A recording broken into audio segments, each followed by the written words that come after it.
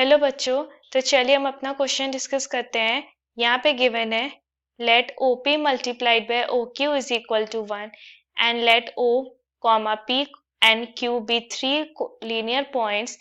If O and Q represent the complex numbers of origin and Z respectively, then P represent option A है 1 by Z, B है Z bar, C है 1 divided by Z bar और D है minus Z। अब यहाँ पे हमारा की कॉन्सेप्ट है कि हमारा जो complex number z is represented as x plus iy, where I is equal to under root -1 and conjugate of z is z bar is equal to x minus iy। अगर हम आर्ग्यूमेंट ऑफ z फाइंड करना है सो ये होगा y divided bye, ये होगा tan inverse y divided by x। अब यहाँ पे हम सपोज करते हैं कि let P is represented by Z1। अब यहाँ पे हमारे पास गिवन है कि OP multiplied by OQ is equal to 1 and यहाँ पे हमारा O है हमारा ओरिजिन और Q है complex number which is represented bye Z। So O और Q तो हमें फाइंड हो गए और P हमने सपोज किया Z1। सो OP मतलब distance of P from origin O। So ये होगा mod Z1 minus 0 multiplied by OQ होगा Z minus 0 mod is equal to 1। So इसे हम लिख सकते हैं mod Z1 is equal to 1 divided by mod Z।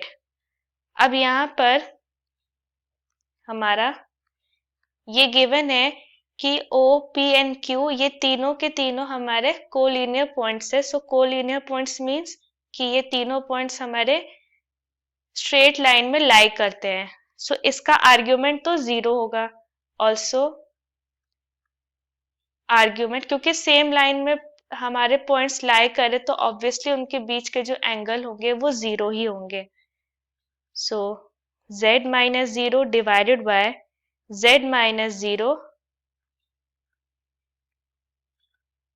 इसकी वैल्यू हो जाएगी 0। बेसिकली हमने क्या किया, argument of OP divided by OQ find किया। सो ये तो 0 ही आएगा क्योंकि ये सारे के सारे पॉइंट्स एक ही लाइन में लाई कर रहे हैं।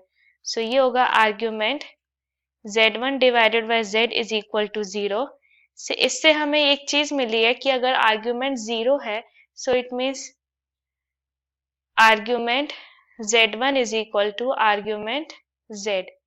इनके बीच का इनके जो एंगल होंगे वो सेम ही होंगे या इनका आर्ग्यूमेंट सेम होगा। Now if theta is the